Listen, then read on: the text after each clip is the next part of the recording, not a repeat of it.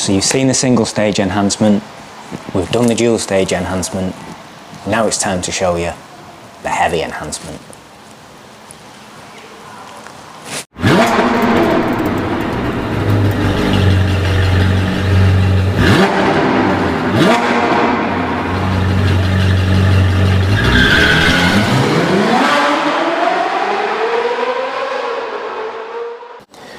Welcome back to the channel, everybody. Thanks for stopping by. Those subscriber numbers are slowly creeping up there. Very slowly, but slowly and steadily. And I want you to know I appreciate each and every one of you. Thank you. So you hear me talk about enhancements a lot, every detail. You never really hear me say the words correction. Where I come from, something is either correct or it's incorrect. There's no levels of correctness.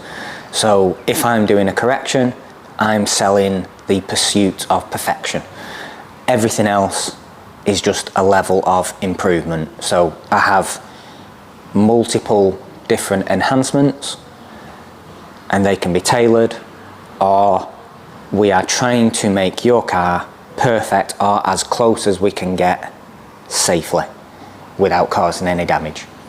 There's no levels to correction, and I'm not saying anybody that sells a light correction or a heavy correction, I'm not saying those people are right and wrong. I'm very intentional with my words, so my customers understand exactly what I am selling them, and they know exactly what they're going to be getting. So with that being said, so far you've seen me do single stage enhancements to relatively new vehicles. You've seen dual stage enhancements or like modified dual stage enhancements on older vehicles or vehicles with symmetrical damage all over it. We're going to now do a heavy enhancement on this. I mean, this is a stunning colour, Navara blue, I think it's called. S3, 3-door. Mega, it's mega. A heavy enhancement is the ideal package for a vehicle that has asymmetric damage. So if you do 2 stages of polishing, 1 rough stage and 1 fine stage, if 1 or 2 panels have way more damage than the others, even though they've all been improved massively, you will still have 1 or 2 panels that are way more damaged than others. So with that in mind, I sell a heavy enhancement. And what that means is that I can do multiple rough sets, usually with a rotary and wool. I don't have to pay too much attention to how well it finishes down. So it is going to be hologrammy, it is going to be stripy, but it allows me to, if I've got to hit the panel 2-3 times, I can do that. If there's clusters, I can dig around on those. So yeah, I'm going to leave patches of even worse holograms. But by the end of that it's essentially 3 stages, although the first stage can be multiple stages, right? It's just with the same combination.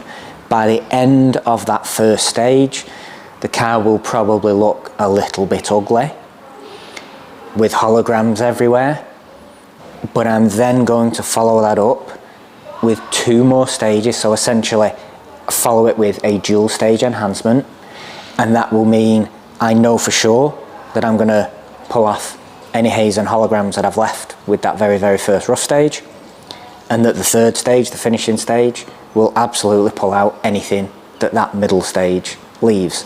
So it gives me the opportunity to be not careless, obviously we're never careless, but it gives me the opportunity to not have to concentrate too much on the finishing down. It just lets me chop out all of the deep stuff, all of the heavy stuff, knowing that with the subsequent 2 stages, there'll be nothing left that I created initially. It is as close as I can get somebody to a correction without the open checkbook. When you get up there to this level of defect removal, you are really in the realms of diminishing returns. The difference between 85% defect removal and 90 to 95% defect removal can actually be quite massive, because what we're doing there is we're really concentrating on the deeper stuff, the isolated stuff. That doesn't come out with just putting pad to paint. It doesn't suit every vehicle, it doesn't suit every owner, it doesn't suit every colour. There has to be enough paint to allow for it.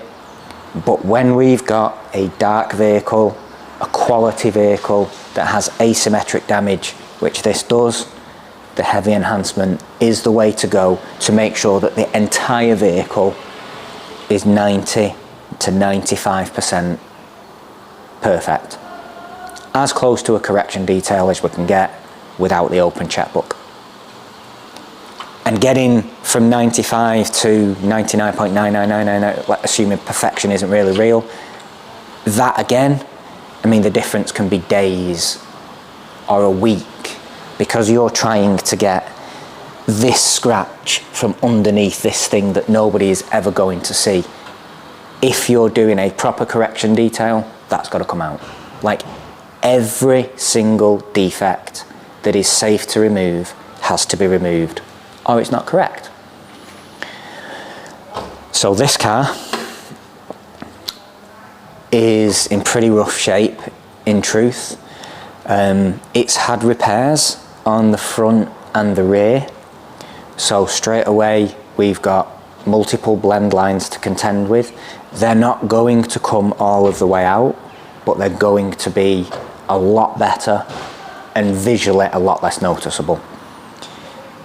Because it's had repairs, it's been sanded in various places, so we've got flatting marks and DA marks all over it.